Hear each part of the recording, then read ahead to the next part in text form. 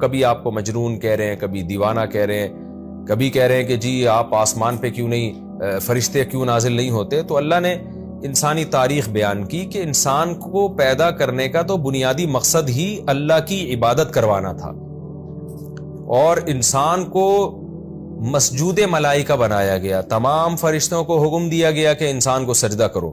یہ اسی وجہ سے کیا تھا کہ انسان کو زمین میں خلیفہ بناؤں گا، وہ میرے احکامات اپنے اوپر بھی اور زمین پر بھی نافذ کرے گا. تو اصل تو انسان کی بیس یہاں سے چلی تھی. پھر شیطان ہے جو ان لوگوں کو گمراہ کر رہا ہے. تو تم اپنے باپ دادا، جو کیونکہ مشرکین بار بار کہتے تھے نا باپ دادا کو ہم فالو کر رہے ہیں، تو اصل جو جد امجد تھے وہ تو آدم تھے، وہ تو اللہ کے نیک بندے تھے. تو ان کو جو بنایا گیا، تو تمہارا دشمن تو شیطان ہے، وہ اس وقت سے تمہارے پیچھے لگا ہوا ہے. تو تم جو اسلام کی دشمنی اور محمد صلی اللہ علیہ وسلم کی دشمنی میں یہ باتیں کر رہے ہو، تو سوچو کہیں ایسا تو نہیں ہے کہ شیطان تمہیں ورغلا رہا ہو. اس لیے اللہ نے اس کا تذکرہ کیا کہ البتہ تحقیق ہم نے انسان کو ایک بجتی ہوئی مٹی سے پیدا کیا جو بدبودار گارے سے بنائی گئی تھی. یہ بھی اللہ تعالیٰ کی ایک حکمت ہے کہ انسان کی جو پیدائش جس چیز سے ہوتی ہے، وہ چیز عجیب، وہ کوئی ایسی چیز نہیں ہوتی جس پہ انسان فخر کرے. سورہ معارج میں اللہ تعالیٰ کا ارشاد ہے کلا انا خلقناہم مما یعلمون، ہم نے ان انسانوں کو جس چیز سے بنایا وہ یہ جانتے ہیں. وہ کیا ہے؟ من نطفۃ، منی سے بنایا. اور پھر قرآن میں جگہ جگہ اس انسان کے جو ہے نا پیدائش کے پروسیس کو بیان کیا گیا ہے کہ منی سے بنایا، پھر اسے بدبودار خون بنایا، پھر اس بدبودار خون کو گوشت کا لوتھڑا بنایا. یعنی تمام کی تمام جو میٹیریل استعمال ہوا ہے نا، وہ سارا غلاظت سے بھرا ہوا ہے. الم نخلقکم من ماء مہین، اللہ کہتے ہیں کیا ہم نے تمہیں ایک ذلیل پانی سے پیدا نہیں کیا، تو گندے پانی سے پیدا نہیں کیا. تو یہ مختلف الفاظ قرآن میں بیان کیے گئے ہیں انسان کی پیدائش کو بیان کرنے کے لیے. تو سورہ معارج میں اللہ تعالیٰ نے کیا فرمایا؟ انا خلقناہم مما یعلمون، کہ ہمیں پتہ ہے ہم نے کس چیز سے پیدا کیا. تو اس سے مقصد کیا ہے؟ یہ بتانا مقصد ہے. یعنی چند حکمتیں ہیں. یہ بار بار جو انسان کو بتایا جاتا ہے نا، تمہیں غلیظ پانی سے، گندے پانی سے پیدا ہوئے. یہاں تک کہ آدم علیہ السلام جو ہمارے باپ تھے، وہ تو منی سے پیدا نہیں ہوئے. ان کا بھی بتایا گیا کہ ان کے لیے جو گارا استعمال کیا گیا وہ گارا بھی بدبودار تھا. یعنی انسانیت کی ابتدا بھی ایک بدبودار چیز سے کی گئی ہے. تو اس میں بنیادی مقصد بتانا یہ ہے کہ تمہارا جس میٹیریل سے تمہیں بنایا گیا ہے نا، وہ اس قابل نہیں ہے کہ تم فخر کرو یا وہ تمہیں جنت میں پہنچا دے. تمہارے پاس فخر کے لیے اعمال کے علاوہ کوئی اور راستہ نہیں ہے. ورنہ شیطان تو آگ سے بنا ہے، فرشتے تو نور سے بنے، روشنی سے بنے، لائٹ سے بنے. تو وہ تو جنت کے زیادہ حقدار ہونے چاہیے، وہ تو اشرف المخلوقات ہونے چاہیے. لیکن گندی بدبودار چیز سے بنا کے بھی انسان کو حکم دیا جا رہا ہے فرشتوں کو کہ انسان کو سجدہ کرے. وجہ کیا ہے کہ انسان کی اس باڈی کے اسٹرکچر کو نہیں دیکھا جائے گا، بلکہ اللہ جو انسان کو فضیلت دے رہے ہیں، اس فضیلت کی وجہ اس کا علم اور اس کا عمل ہے. علم کی مثال قرآن نے دی ہے کہ وَعَلَّمَ آدَمَ الْأَسْمَاءَ كُلَّهَا، جب فرشتوں نے کہا نا تو ایک ایسی مخلوق پیدا کر رہا ہے، اس کی کیا ضرورت ہے اس مخلوق کو پیدا کرنے کی، زمین میں خون بہائے گی. تو جب آدم علیہ السلام کا کوئی اللہ نے جو علم دیا تھا، تمام اشیاء کی حقیقتوں کا اللہ نے بتایا، تو فرشتوں سے پوچھا تم ان اشیاء کے بارے میں بتاؤ. تو فرشتوں نے کہا کہ ہمیں تو کوئی علم نہیں ہے. تو آدم علیہ السلام سے جب اللہ نے کہا تو آدم علیہ السلام نے ان چیزوں کے نام گنوا دیے. پھر اللہ نے حضرت آدم پہ فخر کیا کہ دیکھو الم اقل لکم انی اعلم ما لا تعلمون، میں نے کہا نہیں تھا کہ میں وہ جانتا ہوں جو تم نہیں جانتے. کیا مطلب؟ اس میں ہم نے سیکھنے کا مادہ رکھا ہے، اس کے پاس علم ہے. دوسری چیز ہے عمل، کہ انسان کو یہ اختیار ہوتا ہے کہ وہ برا بھی کر سکتا ہے اور وہ اچھا بھی کر سکتا ہے. فرشتے اچھا ہی کرتے ہیں، برا کر نہیں سکتے. تو یہ جو عمل ہے نا، عمل، اس عمل کی بیس پہ بھی انسان کو اللہ تعالیٰ نے دوسری مخلوق پر فضیلت دی ہے کہ یہ اپنے اختیار سے اچھا بھی کرے گا اور برا بھی کرے گا. یہ ٹھیک ہے، اس صفت میں جنات بھی انسانوں کے ساتھ شریک ہیں، لیکن علم کی صفت میں اللہ نے بہرحال انسان کو جنات پر فضیلت دی ہے. تو یہ دو چیزیں ایسی ہیں کہ انسان کی جو بیس ہے، جس چیز سے انسان بنایا جا رہا ہے، وہ انتہائی غلیظ اور انتہائی ناپاک ہونے کے باوجود بھی عمل کی وجہ سے انسان فضیلت حاصل کر لیتا ہے. تو اس لیے عمل کو فوکس کرنے کی ویلیو یہاں بتانا مقصد تھا، اور یہ حکمت تھی. اگر انسان کو سونے اور چاندی سے بنایا جاتا نا، تو یہ بحث میں لگ جاتا کہ میں تو بہت نیک ہوں اور میں بہت اعلیٰ ہوں، اور تکبر کرنے لگتا. تو اللہ نے تکبر کا کوئی راستہ انسان کے لیے چھوڑا ہی نہیں ہے کہ تم غلیظ گندے پانی سے بنائے گئے ہو. ہر وقت پیٹ میں نجاست گندگی لے کے انسان گھومتا ہے. یعنی انسان کا ماضی بھی غلاظت سے بھرا ہوا، حال بھی اور مستقبل بھی. ماضی کیا ہے؟ غلیظ اور ناپاک پانی جس کے نکلنے سے غسل فرض ہو جاتا ہے اور کپڑوں پہ لگ جائے تو اسے دھونا پڑتا ہے. اور حال کیا ہے کہ پیٹ میں ہر وقت گندگی لے کے گھوم رہا ہوتا ہے. ناک میں الگ غلاظت ہے، آنکھوں میں الگ اس کے جو ہے وہ گندگی ہے، اور کہیں سے بھی انسان کی باڈی پہ کوئی زخم لگے بلڈ ناپاک خون نکلنا شروع ہو جاتا ہے. ہر لحاظ سے گندگی کا ایک ڈھیر ہے، اور پیٹ میں جو گندگی لے کے گھومتا ہے وہ ایک الگ ہے. اور فیوچر کیا ہے؟ موت کے بعد پورا جسم میں سے اسمیل آنا شروع ہو جاتی ہے اور کیڑے پڑ جاتے ہیں اس میں، اتنی گندی بدبو آتی ہے. تو ان تمام یعنی انسان کا ماضی بھی ایسا رکھا، حال بھی اور فیوچر بھی، یہ بتانے کے لیے کہ تمہارے پاس اب اپنے آپ کو اچھا بنانے کے لیے سوائے عمل کے اور کوئی آپشن بچا نہیں ہے، لہذا اچھے عمل کو فوکس کرو. تو یہ حکمت تھی، اور اس حکمت کو قرآن بار بار بیان کرتا ہے کہ ہم نے انسان کو پیدا کیا ایک بدبودار کھنکھناتی ہوئی مٹی سے. والجان خلقناہ من قبل، اور جنات کو ہم نے اس سے پہلے پیدا کر لیا من نار السموم، لائٹ آگ سے، ہلکی آگ سے، جس کی ڈیٹیل میں بتا چکا ہوں.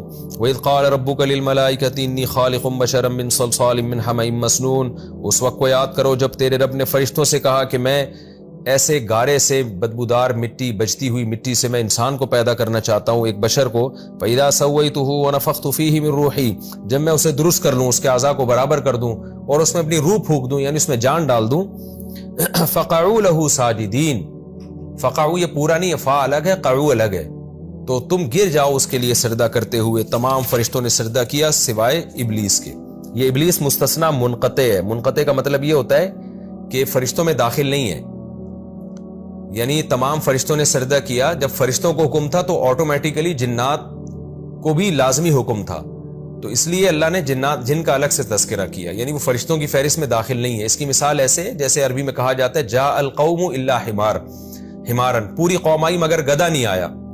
اب حالانکہ گدھا تو قوم میں نہیں ہوتا، لیکن ایک مفہوم ہوتا ہے جب پوری قوم آئی ہے تو ظاہر ہے کسی سواری پہ بیٹھ کے آئی ہوگی نا، گدھے گھوڑوں پر آئی ہوگی، لیکن اس میں متکلم مستثنا کر دیتا ہے کہ بھئی قوم آئی مگر گدھے نہیں تھے اس میں. تو منقطع مستثنا اس کو کہتے ہیں جس میں ایک چیز مفہوم ہو رہی ہوتی ہے، حقیقت میں اس کا ذکر نہیں ہوتا، ایک دماغ اس کی طرف جاتا ہے، اس کی نفی کر دی جاتی ہے. تو دماغ اس طرف جائے گا کہ جب سارے فرشتوں کو حکم تھا تو جنات کو تو بطریق اولا حکم، کیونکہ فرشتے جب نور سے بنے ہیں ان کو حکم دیا جا رہا ہے سجدہ کرو، تو آگ سے بنی ہوئی مخلوق کو تو لازمی حکم دیا جائے گا. ابا ان یکون مع الساجدین، شیطان نے انکار کر دیا کہ وہ سجدہ کرے. قال یا ابلیس ما لک الا تکون مع الساجدین، اللہ نے ابلیس سے کہا تجھے کیا ہوا کہ تو نے سجدہ نہیں کیا. قال لم اکن، شیطان نے کہا یہ ہو ہی نہیں سکتا کہ میں سجدہ کروں ایک ایسے بشر کو جس کو تو نے سڑے ہوئے گارے سے اور کھنکھناتی مٹی سے پیدا کیا ہو. تو اللہ نے فرمایا فخرج منها فانک رجیم، نکل جا یہاں سے، تو مردود ہے اور تجھ پر قیامت تک میری لعنت ہے. قیامت تک کا مطلب کیا؟ ہمیشہ کے لیے لعنت ہے. قال رب فانظرنی الی یوم یبعثون، شیطان نے کہا اللہ تو مجھے پھر قیامت تک کے لیے مہلت دے دے، مجھے زندگی بھی دے. قال فانک من المنظرین، اللہ نے کہا تجھے میں مہلت دیتا ہوں الی یوم الوقت المعلوم، ایک وقت معلوم تک. قال ربی بما اغویتنی، شیطان نے کہا اللہ تو نے چونکہ مجھے گمراہ کیا ہے، حالانکہ گمراہ تو خود ہوا تھا نا، گمراہ تو خود ہوا تھا، اللہ تعالیٰ نے کہا سجدہ کرو نہیں کیا. لیکن اللہ کی طرف نسبت اس لیے کی جاتی ہے کہ ہر کام کی نسبت خالق اللہ ہی ہے، چاہے برائی ہو چاہے اچھائی ہو. تو کام تو انسان کرتا ہے لیکن اس عمل کا خالق تو بہرحال اللہ ہے نا، تو اس لیے اللہ کی طرف اس کی نسبت کی جاتی ہے.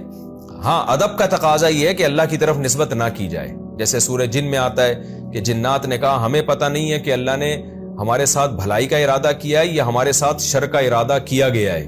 تو شر کی نسبت اللہ کی طرف نہیں کی، لیکن نسبت ہر ایک کی اللہ کی طرف ہی ہوتی ہے ہر چیز کی. تو شیطان نے کہا اللہ تو نے مجھے گمراہ کر دیا ہے. اس کا یہ بھی مطلب ہو سکتا ہے کہ گمراہ تو میں خود ہوا ہوں لیکن سبب تو بنا ہے، تو مجھے نہ حکم دیتا کہ آدم کو سجدہ کرو تو میں تیری مخالفت بھی نہ کرتا. تو یہ بھی مطلب ہو سکتا ہے کہ گمراہ تو میں خود ہوا ہوں لیکن سبب تو بنا ہے. لَأُزَيِّنَنَّ لَهُمْ فِي الْأَرْضِ، اب اس کا نتیجہ یہ نکلے گا کہ میں اس انسان کے لیے زمین میں مزین کر دوں گا. کس چیز کو؟ گناہوں کو. یہ بہت اہم آیت ہے قرآن کی کہ مزین کر دوں گا. کیا مطلب؟ گناہ غلط ہونے کے باوجود ان کو اچھا لگے گا، اس پہ دلائل کے لیبل لگا کے نا ہر غلط چیز کو یہ اپنے لیے حلال کر دیں گے، اپنے ضمیر کو مطمئن کر دیں گے. وَلَأُغْوِيَنَّهُمْ أَجْمَعِينَ، اور سب کے سب کو گمراہ کروں گا میں. ہاں مجھے پہلے سے معلوم ہے یہ بات، شیطان کو اندازہ ہو گیا ہوگا کہ الا عبادک منہم المخلصین، تیرے کچھ بندے ہیں جو بہت مخلص نہیں ہے، مخلص یعنی جس کو اللہ نے منتخب کر لیا، جن پر اللہ کا خصوصی کرم ہوا، وہ بندے ہیں جن کو شاید میں گمراہ نہ کر سکوں. اللہ نے فرمایا یہ میرا سیدھا راستہ ہے جو میری طرف آتا ہے. کیا مطلب؟ میرے لیے خالص ہو جانا. اس میں اللہ نے بتا دیا کہ اگر تم شیطان کے شر سے بچنا چاہتے ہو تو اللہ کے لیے خالص ہو جاؤ، اپنے آپ کو مکمل اللہ کے حوالے کر دو. ان عبادی، جو میرے بندے ہیں یعنی خاص بندے، لیس لک علیہم سلطان، تیرا ان پر زور نہیں چلے گا، الا من اتبعک، یہ بھی مستثنی منقطع ہے. اس سے لگتا ہے کہ شاید کسی پہ بھی نہ چلے، جب مخلص لوگوں پہ نہیں چلے گا تو شاید کسی پہ بھی نہ چلے. اللہ نے بتا دیا ہاں ان لوگوں پہ چلے گا. من اتبعک، جو تجھے فالو کریں گے، من الغاوین، گمراہ لوگوں میں سے، انہی پہ چلے گا. تو تیرے پیچھے پیچھے جب تو برائی کو ان کے سامنے مزین کرے گا نا تو وہ غور نہیں کریں گے، بلکہ بغیر غور کے تیری بات مان لیں گے. ایسے لوگ ہوتے ہیں نا کہ شیطان ان کو نشے کی طرف لے کے جا رہا ہے، شراب کی طرف لے کے جا رہا ہے، ان کا دل چاہتا ہے شراب پینے کا، عقل کہتی ہے غلط چیز ہے، تو شیطان کیا مزین کر دیتا ہے عمل کو، وہ کہتا ہے کیا ایک دفعہ پی کے توبہ کر لینا، پھر دماغ سے ریلیکس ہو جائے گا، فائدے بھی تو ہیں. تو عقل مند آدمی کیا کہتا ہے کہ نہیں بھائی یہ تو ہمیشہ کی لت پڑ جائے گی مجھے. لیکن خواہشات کے غلام کیا کرتے ہیں کہ جو شیطان کہہ رہا ہے فوراً اس کے پیچھے چلنا شروع کر دیتے ہیں کہ چھوڑو یار دیکھا جائے گا. تو یہ بہت اہم آیت ہے. ساری گمراہی کی جڑ یہی ہے کہ آپ عقل کی اور اپنے ضمیر کی نہیں مانتے، بلکہ جو شیطان نے دلائل کے انبار لگائے ہوئے ہوتے ہیں ان دلائل کو فالو کرنا شروع کر دیتے ہیں. تو ان دلائل کو فالو کرنے کو شیطان کی اتباع سے تعبیر کیا گیا ہے، ورنہ شیطان نظر تو کسی کو نہیں آ رہا ہوتا. تو آپ جو مزین کرتے ہیں نا، شیطان جو دلائل کے انبار لگاتا ہے آپ اس کو فالو کرنا شروع کر دیتے ہیں. تو اللہ فرماتے ہیں ہاں وہ جو اس وقت تجھے فالو کریں گے، یعنی تیرے پیش کردہ دلائل پر ایمان لے آئیں گے اور بغیر سوچے سمجھے اسی کے پیچھے چلیں گے، تو ان پر تیرا زور یقیناً چلے گا. وَإِنَّ جَهَنَّمَ لَمَوْعِدُهُمْ أَجْمَعِينَ، لیکن میں ان پہ ترس نہیں کھاؤں گا کہ چونکہ تو نے ان کو گمراہ کیا ہے لہذا میں ان کو بخش دوں، ایسا نہیں ہے. تم سب کے سب یعنی تو اور جو تجھے فالو کریں گے نا، سب کے سب کا وعدہ جہنم ہے، سب کو جہنم میں تیرے ساتھ جھونکوں گا میں. لہا سبعۃ ابواب، اور اس جہنم کے 7 دروازے ہیں. لکل باب منہم جزء مقسوم، ہر دروازے کے لیے انسانوں کی ایک جماعت ہے جس کو ڈیوائیڈ کیا گیا ہے. یعنی سارے ظاہر درجات ایک جیسے نہیں ہوں گے، کوئی بڑی جہنم میں کوئی چھوٹی جہنم میں. تو جسے تو جس درجے کا گمراہ کرے گا اس کے لیے میں نے ویسی ہی جہنم رکھی ہوئی ہے. اللہ تعالی ہمیں اس آگ سے ہمیشہ کے لیے محفوظ رکھے.